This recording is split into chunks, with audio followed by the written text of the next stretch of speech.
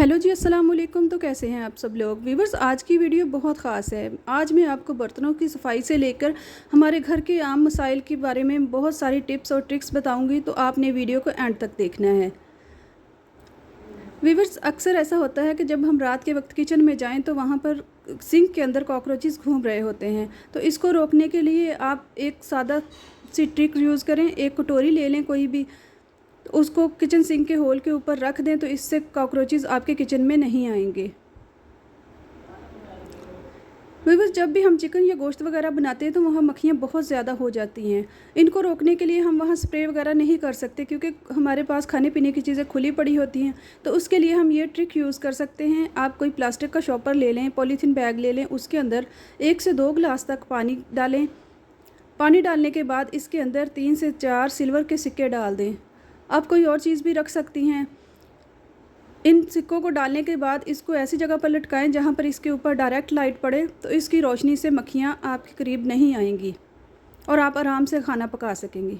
Viewers, हमारा scrubber इस्तेमाल करते करते ख़राब हो जाता है, क्योंकि हम इसके साथ जले हुए बर्तन साफ़ करते हैं तो इसके अंदर चाय की पत्ती, कालक और चिकनाई वगैरह फंस जाती है। तो इसको साफ़ करने का आसान सा तरीका है। आप इस स्क्रबर को 1 से 2 मिनट तक चूल्हे के ऊपर अच्छे तरीके से जला लें। इससे होगा ये कि इसके अंदर जितनी भी चिकनाई और पत्ती वगैरह फंसी हुई है वो जल कर निकल जाएगी। 1 से 2 मिनट तक अच्छे तरीके से जलाने के बाद इसको सादा पानी से धो लें। धोने पर आप देखेंगे कि स्क्रबर बिल्कुल साफ़ हो जाएगा। व्यूअर्स, कॉकरोचेस आजकल हर घर में ही घूम रहे हैं, क्योंकि आजकल बरसात का मौसम है, तो इस मौसम में कॉकरोचेस बहुत ज़्यादा निकलते हैं। तो हम इसके लिए एक स्प्रे बनाएंगे। हमें लेना है 100 ml तक सिरका, वाइट विनेगर।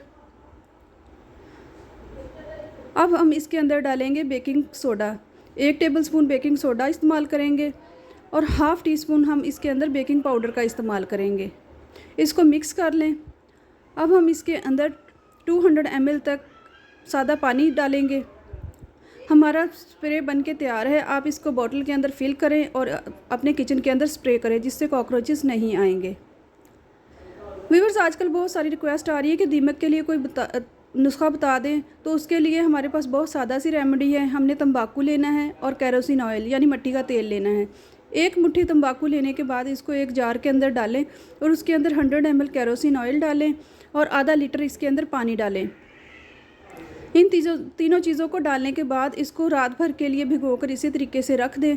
सुबह तक ये स्प्रे बन के तैयार हो जाएगा। अगर आपकी फर्नीचर को दीमक लगी हुई है तो सिरिंज के अंदर इस सॉल्यूशन को भरें और उन दीमक वाले सुराखों के अंदर डालें। तमाम सुराखों के अंदर अच्छे तरीके से ये पानी डालें और 2 से 3 दिन तक इस रेमेडी को यूज़ करें। बाकी के स्प्रे को स्प्रे बॉटल के अंदर भर लें और तमाम लकड़ी की चीज़ों के ऊपर स्प्रे कर दें। 2 से 3 दिन में ही आपके घर से दीमक का खात्मा हो जाएगा। व्यूअर्स, मैंने सिल्वर के बर्तन साफ़ करने की वीडियो डाली थी, तो बहुत सारी रिक्वेस्ट आ रही थी कि प्लास्टिक के बर्तन जो हम घरों में यूज़ करते हैं उनको साफ़ करने का तरीका भी बता दें।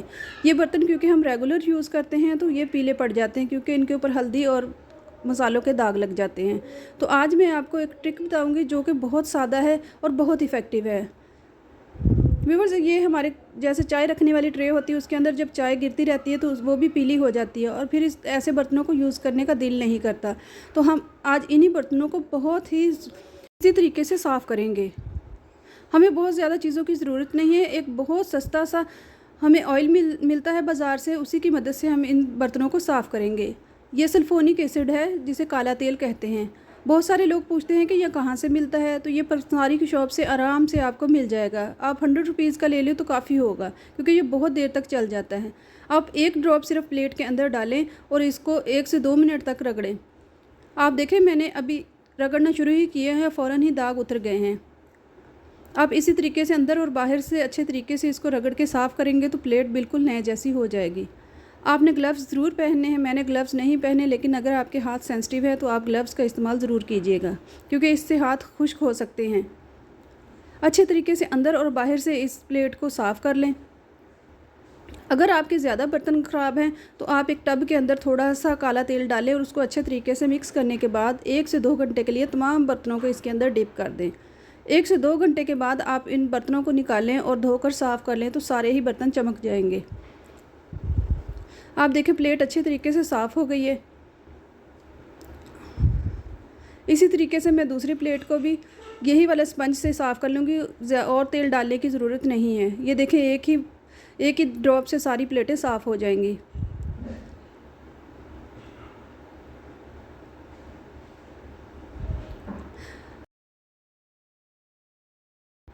अब हम चाय वाली ट्रे को भी साफ़ कर लेते हैं। इसी तरीके से आपने 1 से 2 ड्रॉप्स इसके अंदर डालने हैं और हल्के हाथों से ही इसको रगड़ना है, तो ये आराम से फ़ौरन ये दाग उतर जाएंगे। 1 से 2 मिनट रगड़ने पर ही सारे दाग उतर जाते हैं। आप इस तरीके से अपने तमाम चीनी के बर्तनों को भी साफ़ कर सकते हैं और पत्थर के बर्तनों को भी साफ़ कर सकते हैं। व्यूअर्स, कोशिश किया करें कि अपने जो प्लास्टिक के बर्तन हैं उनको ओवन में हरगिज़ ना रखें। हमेशा ओवन में गर्म करने के लिए शीशे का बर्तन इस्तेमाल करें, क्योंकि प्लास्टिक के बर्तनों में खाना गर्म करने से कैंसर की बीमारी होती है। देखिए व्यूअर्स, हमारी ट्रे भी कितने अच्छे तरीके से साफ़ हो चुकी है। अब मैं इन बर्तनों को आपको धोकर दिखाती हूँ। आप फ़र्क खुद देखें, कितनी साफ़ हो गई हैं प्लेटें। अब ऐसी प्लेटों में खाना खाने को भी दिल करेगा। आप भी इसी तरीके से अपने सारे बर्तनों को साफ़ कर सकती हैं।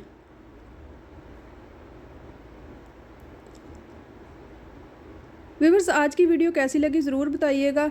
अगर वीडियो अच्छी लगे तो मेरे चैनल को लाइक और सब्सक्राइब ज़रूर कीजिएगा।